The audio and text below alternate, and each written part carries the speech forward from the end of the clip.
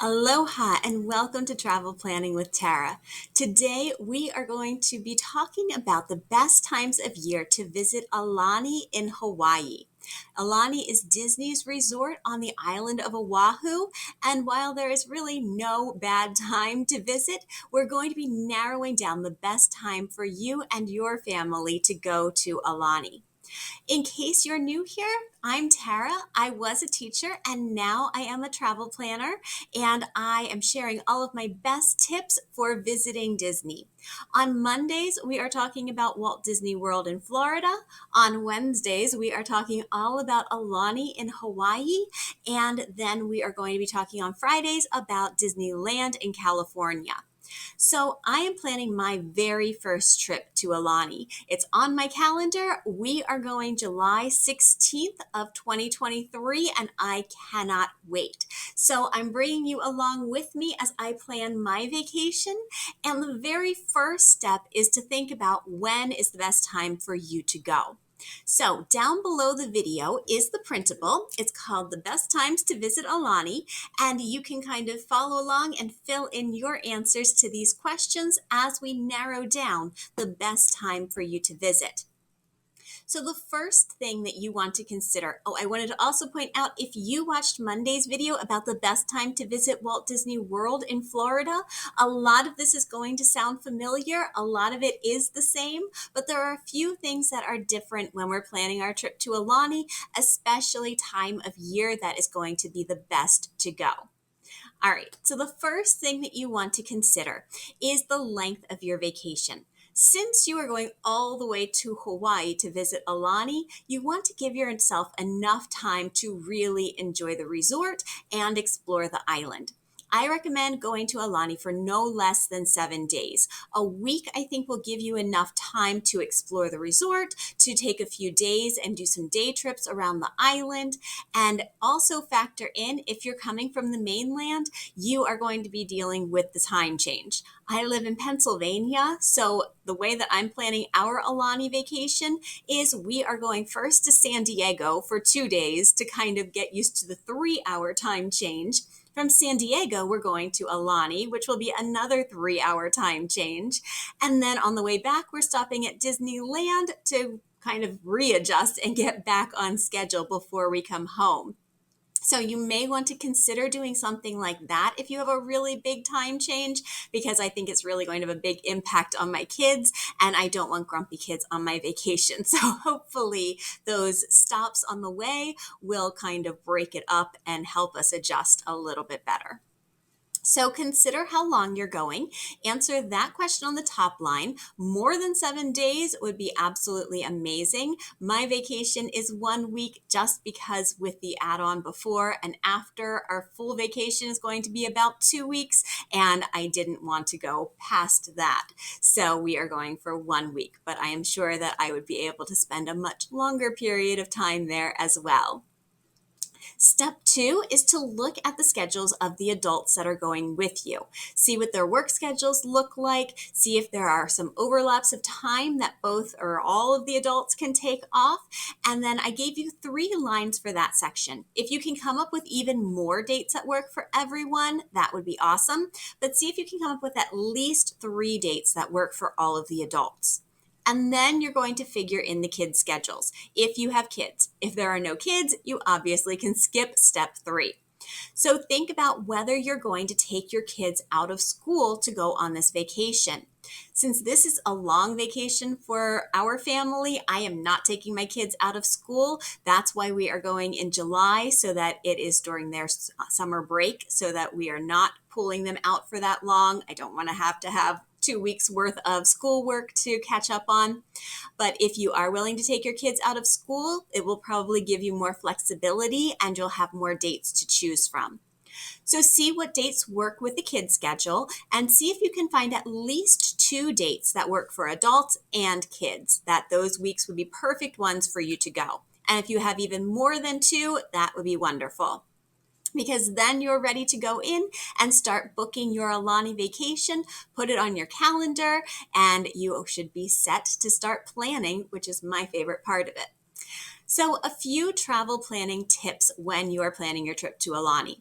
First of all, start planning as far in advance as you can. Now, you're probably not going to be able to book your Aulani room right away if you start planning a year out, but you can at least start thinking about things that you want to do on the island. If there are specific things you want to do, like whale watching or seeing the surfers, you're going to want to plan specific times of the year for that, which we'll talk about in just a minute. But as soon as the window opens to book your Aulani hotel room, you're going to want to do that. And that way you'll also have a longer time frame to save up.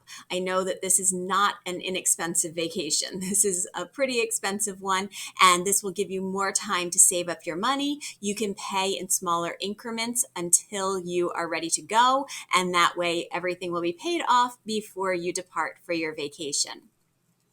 Second, if you need some help with planning your vacation, please reach out. I am a Disney travel professional and I can help you plan your vacation. If you just want to be able to sit back, relax, not have to worry about all of the details of your trip, that is where I come in. I am happy to help plan every little thing down to the minute, depending on what kind of traveler you are. If you want an itinerary by the hour, I can do that. Or we can kind of go with the flow and you can kind of see what you want to do when you're there. And then finally, remember, no matter when you go to Aulani, you are going to have an amazing time because no matter what time of year it is, there are so many fun things to do there. All right, on the second page of our printable for today, we have the things to consider and a breakdown of the different months of the year with their pros and cons. So the first thing to consider is rainfall. The winter months generally have more rain than the summer months do. So October through March is the rainy season in Hawaii. You may experience more rain during those times. Of course, there's no way to tell for sure when it's going to rain and when it's not, but in general, those months have more rain, so you may want to avoid that if you don't want to have some rained out days. Second is hurricane season. Hurricane season is from June through November in Hawaii. Most of those hurricanes occur between mid-August and mid-October, so you may want to avoid those times. And third, holidays are always going to be more crowded. Kids are on vacation from school and families decide to take their trips during those holiday times. So let's break down our months. We have first January through March. The pros of going at the beginning of the year. First of all, it's going to be less crowded than it is during the summer. Second, the whale watching is going on during that time. The whales are there during those months, so you can take a whale watching cruise and you will be likely to see some whales. Third, you can watch the surfers on the North Shore. North Shore waves get much larger during the winter months, so that is the time when surfing competitions are happening, and any famous surfers that you may want to see will be there during those months, whereas during the summer months, it's a lot calmer and the surfers aren't there nearly as much. And the last pro of going during this time of the year is the lower prices. Prices are going to be lower than other times just because it's not as popular. And some of the cons, it might be slightly cooler. Temperatures on Oahu generally don't fluctuate very much from what I've been reading. It's generally around 80 degrees all year long, but you may hit some slightly cooler temperatures going in January, February, and March. And it is also the rainy season, so you may have more rain than you would during other times of the year. Let's move on to April through June. Some of the benefits of going during this time of year, the moderate temperatures, also still lower crowds. Schools are in session, so people aren't taking quite as many vacations, and there's not as much rainfall as there would be in January through March. Some of the cons, you want to avoid Japan's Golden Week, which falls in April because a lot of vacationers from there come during that week. And also the crowds are going to start to increase once we hit June. Once schools are out of session, crowds to Hawaii are going to increase and Oahu is going to get more crowded and so will Aulani. Let's move on to July through September. Unfortunately, I couldn't find too many pros for these months. There's not as much rainfall. It is not during the rainy season, so that's a good thing. The weather is always beautiful on Oahu, so that is also a good thing.